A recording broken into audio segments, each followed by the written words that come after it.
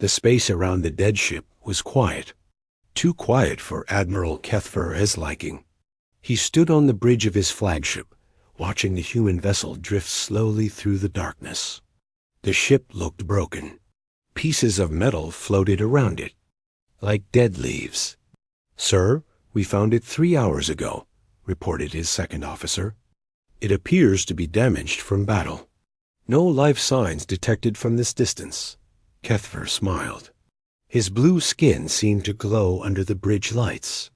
The Zephyrian admiral had been waiting for this moment for months. Finally, they had found a human warship.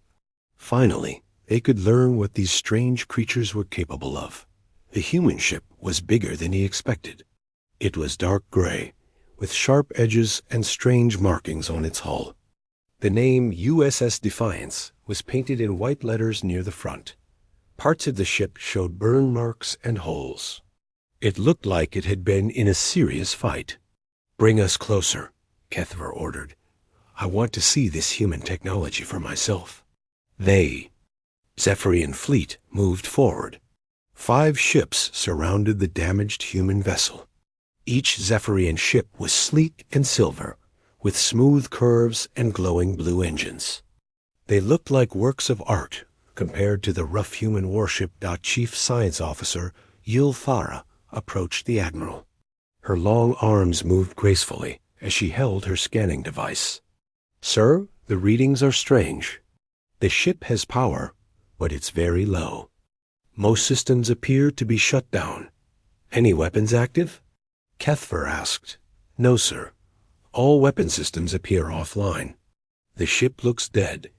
Kethfer had been studying humans for 6 months. They were a young species, barely capable of space travel. Their technology was primitive. They used simple metals and basic computers. The Zephyrians had been watching human colonies expand into space. Soon, those colonies would be in Zephyrian territory. That could not be allowed. "Prepare a boarding party," the admiral commanded. "I want that ship captured and brought aboard our carrier. We will learn everything about human technology." Yilthara nodded. "Sir, should we wake the humans first? Our scans show life pods with sleeping occupants." "No, keep them asleep. They will only cause trouble. We will study their ship, then decide what to do with them later." The boarding party prepared. Quickly, 20 Zephyrian soldiers put on their spacesuits. The suits were white and silver, with clear helmets that showed their blue faces. Each soldier carried an energy weapon that could cut through metal or stun living creatures. Yilthara led the boarding party. She was excited to see human technology. Up close, the Zephyrians had advanced science and powerful weapons. They had conquered 12 worlds in the past 50 years. Humans would be easy compared to their other enemies. The boarding shuttle moved toward the human ship. As they got closer, Yilthara could see more details. The human ship had many small windows. Strange antennae and sensors stuck out from its hull. Everything looked rough and basic, like it was built by hand instead of precise machines. "Look at this primitive construction," laughed one of the soldiers.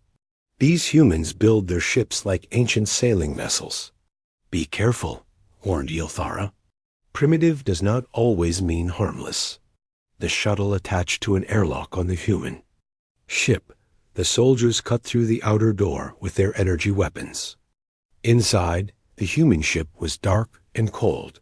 Emergency lights cast red shadows on the walls. The air was thin but breathable. Yilthara activated her scanning device. The readings were confusing. The ship had power, but it was distributed in strange ways. Many sections were completely dark, while others showed high-energy readings behind thick walls. "This way," she said, following her scanner toward the center of the ship. The life pods should be near the main bridge. The inside of the human ship was nothing like Zephyrian vessels. The walls were made of thick metal. Pipes and cables ran everywhere. Everything looked strong but simple. The floors were covered with non-slip material. Handrails were mounted on every wall. "They built this ship to last," observed one soldier. "But look how crude it is. No style, no elegance." They found the first group of humans in the medical bay. 47 life support pods were arranged in neat rows. Each pod had a sleeping human inside. The humans looked small and weak compared to the tall, thin Zephyrians. Yul-Thara studied the closest pod. Inside was a human male with dark hair and weathered skin. His uniform had stripes on the shoulders. "This one appears to be their leader," she said. "Captain Jake Morrison, according to his uniform." "Should we wake him?" asked the soldier. "No. Dr. Sektul wants to study their technology first. The humans will sleep until we understand what we are dealing with." Yul-Thara activated her communicator. "Admiral, we have secured the human vessel. 47 humans are in stasis. The ship appears to be a military vessel, but their technology looks very basic." Kethfer's voice crackled through the device. "Excellent. Begin detailed scans. I want to know everything about human capabilities before we plan our invasion of their colonies." The boarding party spread out through the ship. Each room they entered looked the same. Thick walls, simple controls, everything built for function instead of beauty. The humans seemed to value strength over elegance. In the engine room, Yul-Thara found massive machines that looked ancient compared to Zephyrian technology. The humans used chemical rockets and basic fusion reactors. Their computers were large and slow. Their weapons appeared to be simple kinetic projectiles. "Admiral," she reported, "initial scans confirm our assumptions. Human technology is at least 200 years behind ours. Their weapons are primitive projectile systems. Their defenses appear minimal." "Good," Kethfer replied. "Bring the ship aboard our carrier.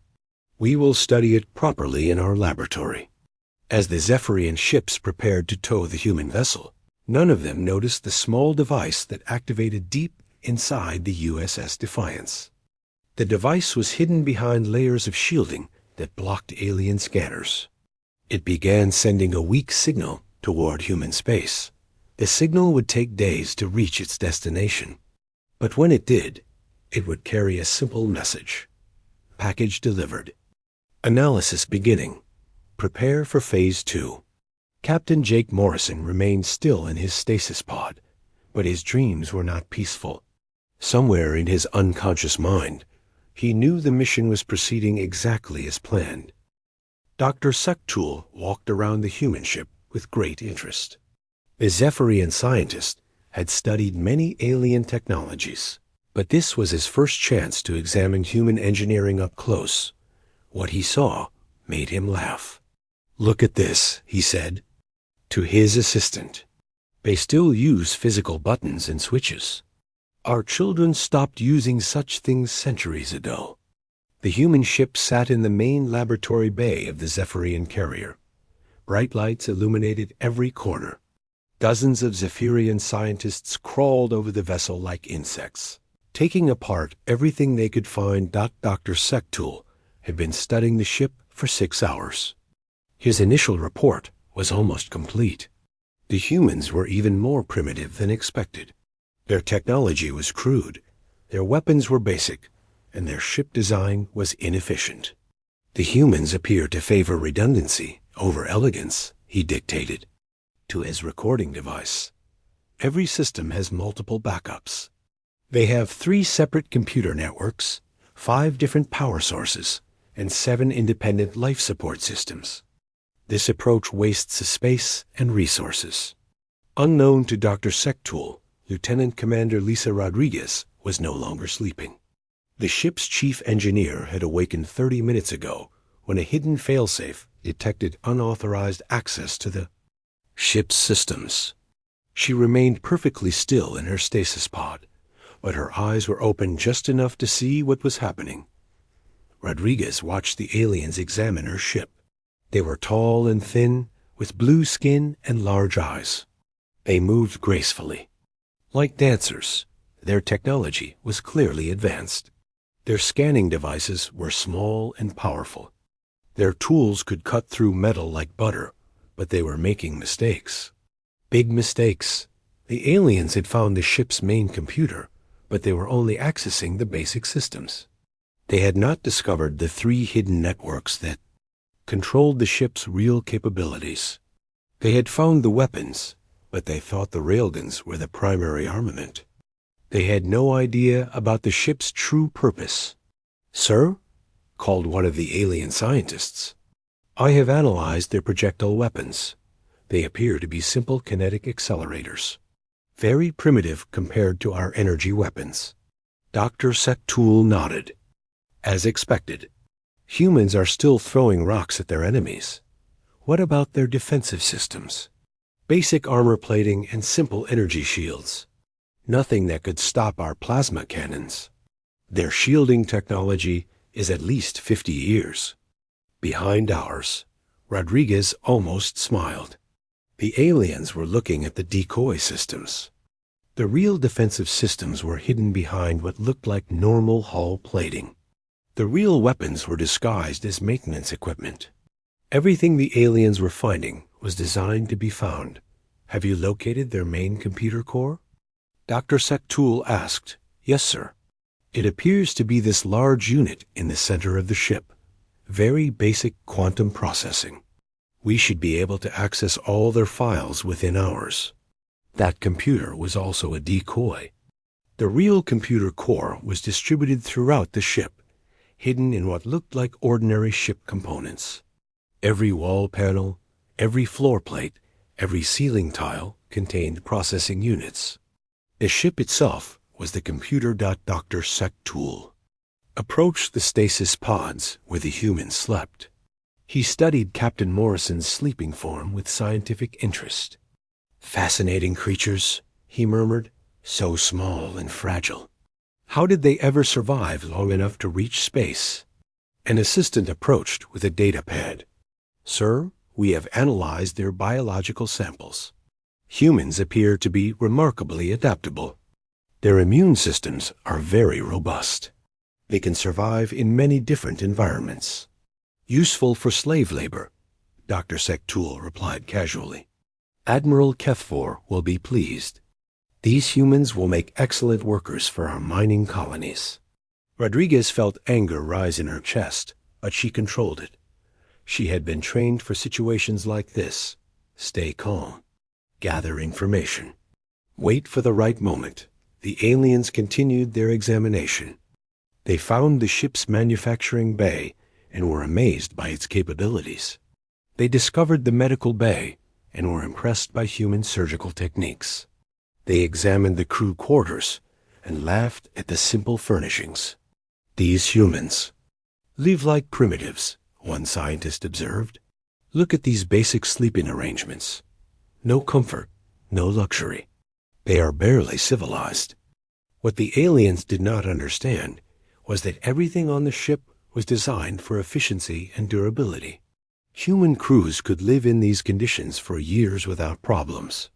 The ship could manufacture its own parts, grow its own food, and repair itself using basic materials. Dr. Sektul found the ship's library and began downloading files. "Excellent," he said. "Human literature, history, science, everything. This will help us understand their culture and weaknesses." The files he was downloading were real, but incomplete. The important information was stored in the hidden computer networks. The aliens were getting exactly what the humans wanted them to see. "Sir," called another scientist from the engine room, "I have completed analysis of their propulsion system. Very basic fusion rockets. Top speed appears to be much slower than our vessels." "Good. That means they cannot run away from us during the invasion." Rodriguez knew that was also wrong. The ship had 3 different propulsion systems. The fusion rockets were 4 normal. Travel. The hidden systems could move the ship much faster when needed. Hours passed. The aliens continued their work. They took apart weapons, scanned computer systems, and analyzed every piece of equipment they could find. With each discovery, they became more confident. "Admiral," Dr. Sektul reported over his communicator, "our analysis confirms that humans pose no military threat. Their technology is primitive, their weapons are weak, and their ships are slow. I recommend we proceed with the invasion immediately." "Excellent news, Doctor. How many ships do you estimate humans have?" "Based on their industrial capacity and resource allocation, I estimate no more than 50 warships in their entire fleet. Most are probably smaller than this one." Rodriguez almost laughed out loud. The human fleet had over 3,000 ships, and most were much larger than the USS Defiance. But the aliens would not learn that from the files they were reading. "What? About their colonies?" the Admiral asked. 12 small outposts, mostly mining and farming operations. Total population appears to be less than 10 million. They will surrender quickly when faced with our superior force. The real number was closer to 50 million, spread across 37 colonies and 15 major space stations. But again, the aliens were only seeing what they were meant to see. As the day continued, Rodriguez watched the aliens make more mistakes. They thought they understood human technology, but they were only seeing the surface. They thought they knew human capabilities, but they were being deceived at every turn. The aliens talked freely about their invasion plans. They discussed which colonies to attack first, how to manage human prisoners, and what resources to take. They had no idea that every word was being recorded by hidden sensors throughout the ship. Dr. Sektul completed his preliminary report as the ship's lights dimmed for the night cycle. "Humans are no threat," he concluded. "Their technology is basic, their military is small, and their colonies are defenseless. The invasion will be successful." As the aliens left the ship for the night, Rodriguez finally allowed herself to smile. Everything was going perfectly. The aliens thought they were studying human technology, but they were actually being studied themselves. Every scanner they used was being analyzed.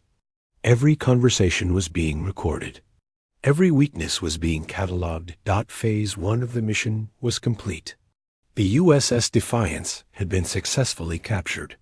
The aliens believed they had found a damaged warship retreating from battle. They had no idea they had actually captured an intelligence vessel on a planned mission. Soon it would be time for Phase 2. But first, Rodriguez needed to wake up a few more crew members. The real work was about to begin. Dr. Sektul returned to the human ship early the next morning. He was eager to complete his analysis and give Admiral Cathvar the final report. The sooner they understood human technology, the sooner they could begin the invasion. But as he dove deeper into the ship's systems, he began to find things that confused him. "Assistant, look at this weapon," he said, pointing to one of the railguns. "I thought it was a simple projectile launcher, but these calculations show something different." His assistant studied the weapon specifications. "Sir, this projectile moves at incredible speed, much faster than we initially calculated. The kinetic energy would be enormous." Dr. Sektul frowned. "Run the numbers again. How much damage could this weapon cause to our ship's energy shields?" The assistant worked quietly for several minutes. When he looked up, his blue face had turned pale. "Sir, these projectiles would pass through our shields like they were not there. The kinetic energy is too high for our deflectors to stop." "That cannot be correct. Check your calculations." But the numbers were right. The human railguns fired solid metal projectiles at nearly 10% of light speed. At that velocity, the projectiles carried enough energy to punch through any known energy shield. The Zephyrians had never encountered kinetic weapons this powerful. "Sir," the assistant said quietly, "if humans have many ships with these weapons, They don't," Dr. Sektul said quickly. "Remember, they only have about 50 ships total. We have over 2,000. Even if their weapons are more effective than expected, We still have overwhelming numbers. But doubt was beginning to creep into his mind. Meanwhile, in the ship's engineering section, Pete Collins was also awake. The human engineer had been awakened by Lieutenant Commander Rodriguez using the ship's hidden communication system. He was now carefully sabotaging the alien scanning equipment. Collins moved slowly and quietly through the ship's maintenance areas. The aliens had not posted guards inside the vessel. They believed all humans were still sleeping. This gave Collins freedom to move around and observe their activities. The alien scientists were thorough, but they were missing important details. They had found the ship's manufacturing bay, but they did not understand how advanced it really was. The bay could produce complex components using basic raw materials. It could even manufacture computer chips and weapon parts. Collins activated one of the hidden manufacturing units. The machine began quietly producing small electronic devices. To alien scanners, the devices would look like simple communication equipment. In reality, they were sophisticated jamming devices designed to disrupt Zephyrian computer systems. Dr. Sektul discovered the ship's manufacturing capabilities later that morning. Fascinating, he said, examining the equipment. These humans can produce their own ammunition and spare parts. Very practical for long voyages. What he did not realize was that the manufacturing bay could produce almost anything, even enough time and materials. The humans had designed their ships to be completely self-sufficient. A single human vessel could operate independently for years, even decades. "Sir," called another scientist from the computer room, "I have accessed more of their files. These humans have detailed information about 17 different alien species." Dr. Sektul hurried to see the discovery. On the computer screen were detailed analyses of various alien races, including the Zephyrians. The files contained information about weapons, ship designs, military tactics, and even cultural behaviors. How did they get this information? Dr. Sektul wondered aloud. The files showed that humans had been studying alien races for decades. They had somehow gathered intelligence about species across the galaxy. The Zephyrian entry was particularly detailed, including weaknesses in their energy shield technology and vulnerabilities in their computer systems. "Sir, this suggests humans are more advanced than we thought. These intelligence files are very sophisticated." Dr. Sektul studied the data carefully. The human analysis of Zephyrian technology was surprisingly accurate. They had identified weaknesses that even the Zephyrians themselves did not fully understand. How had a primitive species gained such detailed knowledge? In the medical bay, Dr. Amy Foster had also awakened. The human doctor moved carefully through the medical equipment, preparing for what she knew was coming. She had overheard the aliens discussing biological warfare. They planned to use diseases to weaken human colonies before the invasion. But Dr. Foster had been expecting this. The medical bay contained advanced research equipment and a complete library of alien biological data. If the aliens wanted to use biological weapons, they would find that humans were better prepared than expected. She began synthesizing countermeasures to common alien biological weapons. The equipment worked silently, producing vaccines and treatments that could protect human populations. The aliens would not find humanity as vulnerable as they believed. Dr. Sektul made his most disturbing discovery in the ship's strategic planning room.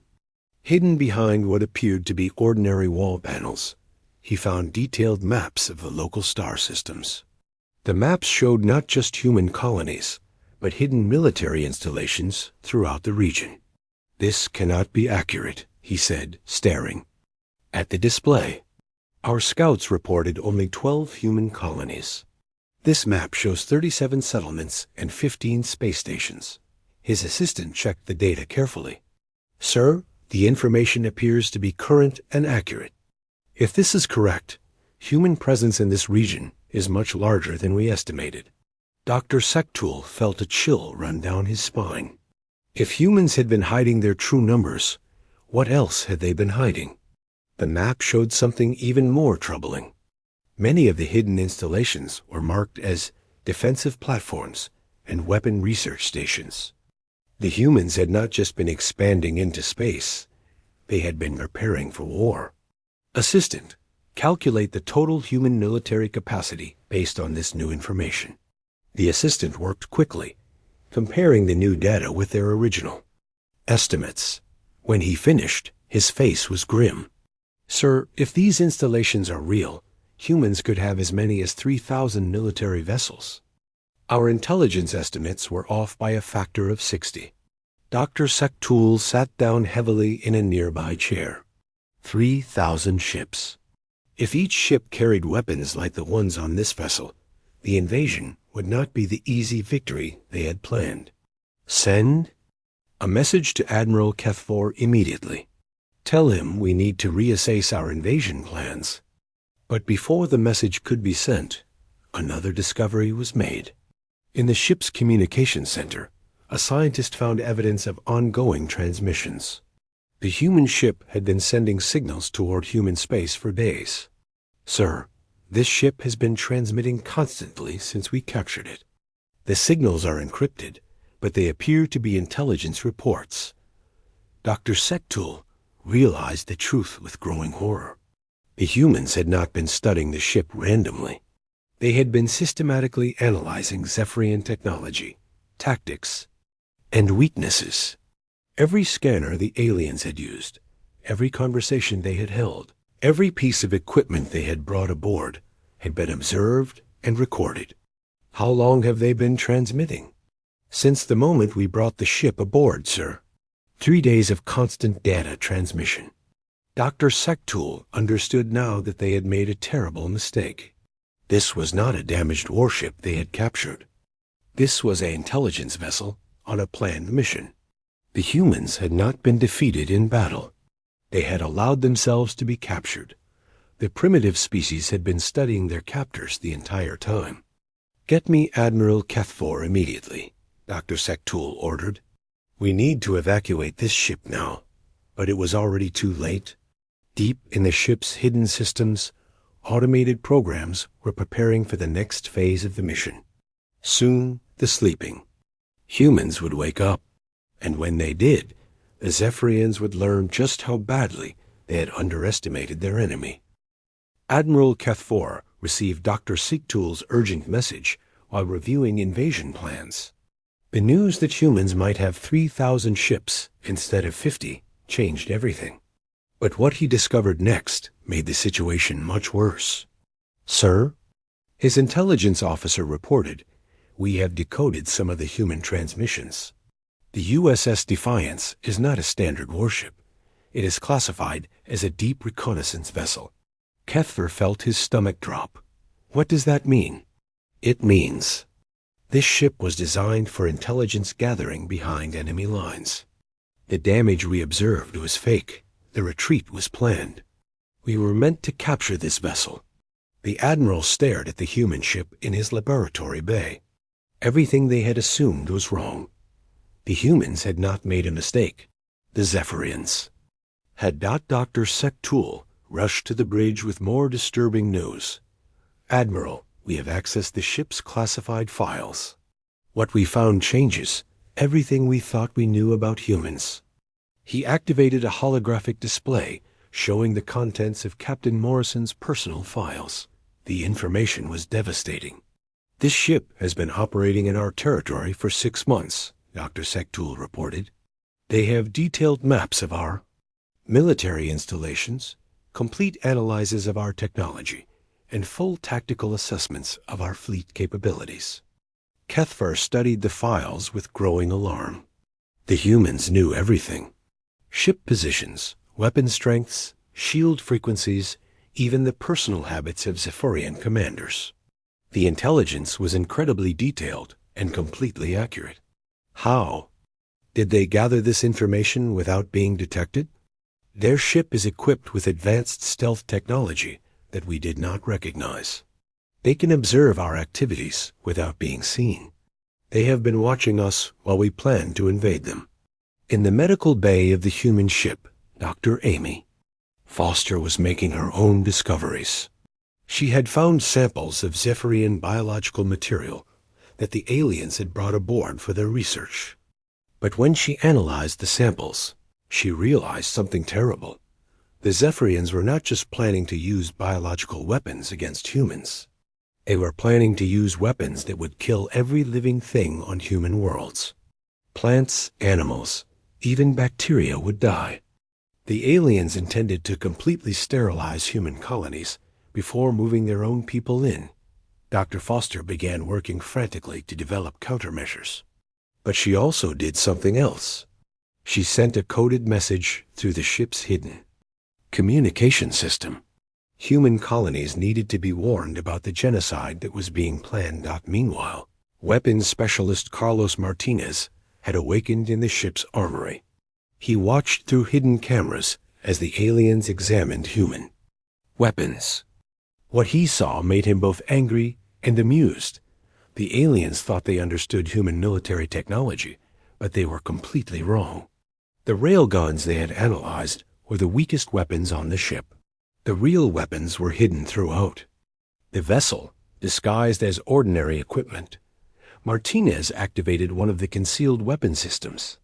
To alien scanners, it looked like a water recycling unit. In reality, it was an electromagnetic pulse generator capable of disabling every electronic device within a kilometer. The aliens had been walking around the ship for days, never realizing they were surrounded by weapons that could destroy their entire fleet. Dr. Sectool made another disturbing discovery in the ship's computer core. Hidden deep in the files was a complete psychological profile of the Zephyrian species.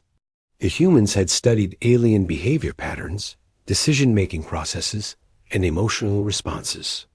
They know exactly how we think, he reported to Admiral Kethver. This profile predicts our reactions with terrifying accuracy. They knew we would capture their ship. They knew we would underestimate them. They planned for us to make these mistakes. The psychological profile went further. It explained why the Zephyrians had been so easy to deceive. Their advanced technology had made them arrogant. They assumed that superior technology meant superior intelligence. They could not imagine that a less advanced species might be more clever. Admiral Kethver was beginning to understand the scope of the trap they had fallen into. What else have you found? Sir, the humans have been preparing for this war for decades. Every colony, every station, every mining operation is actually a disguised military installation. Their entire expansion into space has been a military operation. The Admiral studied the tactical displays with growing dread. The human colonies were not defenseless settlements.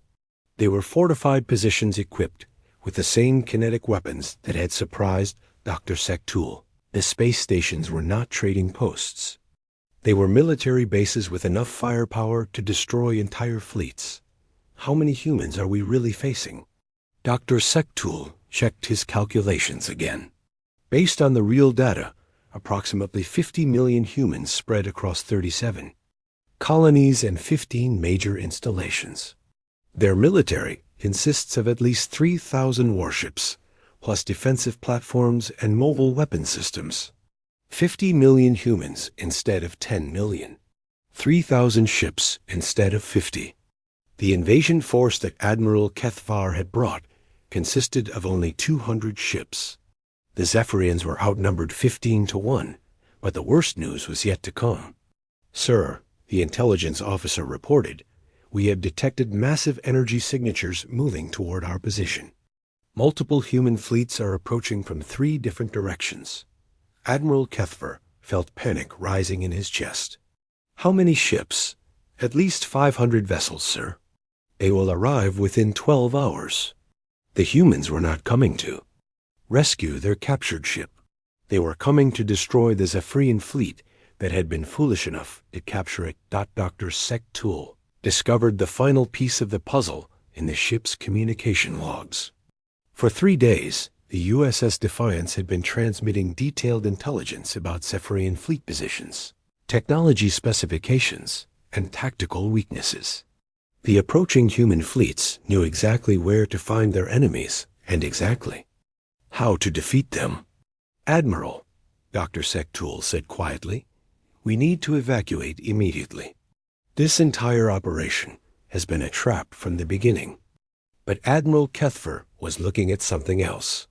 On his command screen, a new message had appeared. It was addressed to him personally, and it came from inside the human ship. The message was simple. "Good morning, Admiral. Captain Jake Morrison. Here. I think it's time we had a talk." On the screen, the image of the human captain appeared. He was no longer in his stasis pod. He was sitting in what appeared to be the ship's command center, wearing his uniform and looking completely alert. "How long have you been awake?" Admiral Kethfer demanded. Captain Morrison smiled. "Since about 10 minutes after you brought my ship aboard. My crew and I have been watching your people work. Very thorough, by the way.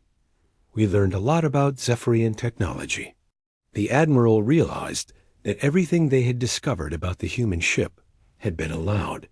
The humans had controlled what the Zephyrians could see and what they could learn. The entire analysis had been directed by the people they thought were sleeping. "What do you want?" Kethfer asked. "I want you to understand something very important," Morrison replied. "You made a serious mistake when you decided to invade human space. We tried to avoid this conflict, but you forced our hand. We have superior technology. We can still defeat you." Morrison laughed. "Admiral, your superior technology is designed to fight other energy-based civilizations. You've never faced an enemy that uses kinetic weapons and electromagnetic pulse systems. Your shields, your computers, your weapons, they're all vulnerable to our attacks." As if to prove his point, every alien device on the human ship suddenly stopped working. The Zephyrian scientists found themselves in complete darkness as their equipment shut down. "That was just a demonstration," Morrison said. "My ship has been analyzing your technology for 3 days. We now know exactly how to defeat every system you have." Admiral Kethfer stared at the screen in growing horror. The humans had not just been gathering intelligence. They had been preparing for war. And now that war was about to begin. Admiral Kethfer stood on his bridge, watching the approaching human fleet on his tactical display. 500 ships moved toward his position in perfect formation. Each vessel was larger than he had expected.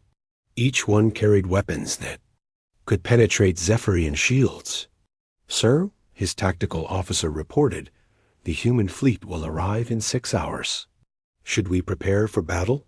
Kethfer looked at his own forces. 200 ships against 500. But the numbers were not the real problem. The real problem was that the humans understood Zephyrian technology better than the Zephyrians understood human technology. "Open a channel to the human captain," he ordered. Captain Morrison's face appeared on the main screen. He looked calm and confident. Behind him, Kethfer could see the human crew working at their stations. They were no longer pretending to be unconscious. "Captain Morrison," Kethfer began, "surely we can negotiate a peaceful solution to this situation."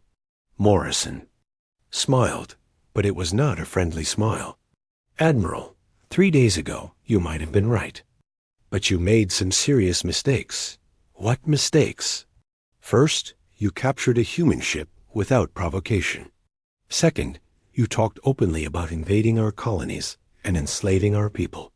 Third, you discussed using biological weapons to commit genocide against our entire species." Kethfer felt his blood turn cold. The humans had been listening to everything. "We have recorded every conversation your people had while examining our ship," Morrison continued. "We know about your plans to sterilize our worlds. We know about your intention to use humans as slave labor. We know you see us as nothing more than animals to be conquered." Dr. Sektul, approached Admiral Kethfer with a data pad. Sir, we have completed our analysis of human psychology and military doctrine. I think you need to see this. The data pad showed the results of their study. Humans were not like other species the Zephyrians had conquered. When threatened with extinction, humans did not surrender. They fought back with everything they had, and they were very good at fighting. According to this analysis, Dr. Sektul said quietly, humans have been at war with each other for their entire history. They understand conflict better than any species we have encountered. They are natural warriors. Morrison continued his transmission. Admiral, you studied our ship for 3 days, but we studied your people for 6 months. We know your strengths and your weaknesses. We know how you fight and how you think. We know exactly how to defeat you. You are bluffing, Kethfer said, but his voice lacked confidence. Am I? Let me tell you what we learned about your technology. Your energy shields operate on a specific frequency that can be disrupted by electromagnetic pulses. Your plasma weapons require 17 seconds to recharge between shots. Your computer systems have a vulnerability that allows us to inject viruses through your sensor arrays. With each fact Morrison revealed, Kethfer felt more afraid. The human captain was describing weaknesses that even the Zephyrians did not fully understand. Your ships are beautiful, Morrison continued, but they were designed for wars against other energy-based civilizations. You have never fought an enemy that uses kinetic weapons and electromagnetic warfare. Your entire military doctrine is based on assumptions that do not apply to us. On the bridge of the USS Defiance, Lieutenant Commander Rodriguez was working at her engineering station. Captain, all systems are ready. The hidden weapons are powered up and waiting for your command. Morrison nodded. Thank you, Lisa. Carlos, are the EMP systems ready? Weapons Specialist Martinez smiled grimly. All charges are prepared, sir. We can disable their entire fleet with one coordinated pulse. Admiral Kethfer was beginning to understand the true scope of his mistake. The humans had not just captured one of his ships by accident. They had deliberately allowed themselves to be captured so they could study Zephyrian technology from the inside. What do you want from us? Kethfer asked. I want you to understand something very important, Morrison replied. Humans do not start wars, but we finish them. You came to our space with plans to destroy our worlds and enslave our people. That was your choice. Now you will face the consequences. Dr. Amy Foster appeared on the screen next to Captain Morrison. Admiral, I found your biological weapon samples. I want you to know that we have already developed countermeasures and distributed them to all human colonies. Your genocide plan has failed. Dr. Sektul stepped forward. Admiral, we should surrender. Immediately. The humans have superior intelligence and better tactical planning. We cannot win this fight. But Kethfer was proud. The Zephyrians had conquered 12 worlds. They had never been defeated in battle. He could not accept that a primitive species had outsmarted them. All ships, prepare for battle, he ordered. We will show these humans the power of Zephyrian technology. Morrison shook his head sadly.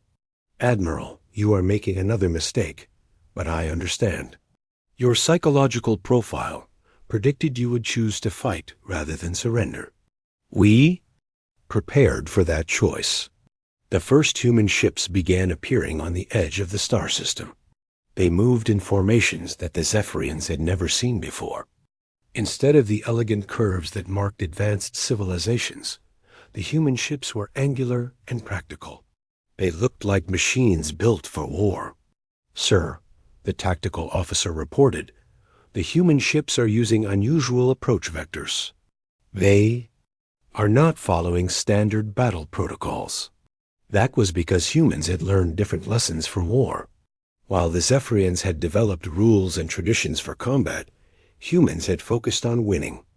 Their tactics were unpredictable because they were based on effectiveness rather than honor. The human fleet spread out across the star system. Some ships moved to flank the Zephyrian formation. Others positioned themselves to block escape routes. The largest ships took positions that would allow them to concentrate fire on the Zephyrian flagship. "Admiral," Morrison said, "I am going to give you one last chance. Surrender now, and we will allow you to return to your home worlds with a warning for your government. Continue to fight, and we will destroy your entire fleet." Kethver looked at his tactical display. His ships were outnumbered and outmaneuvered.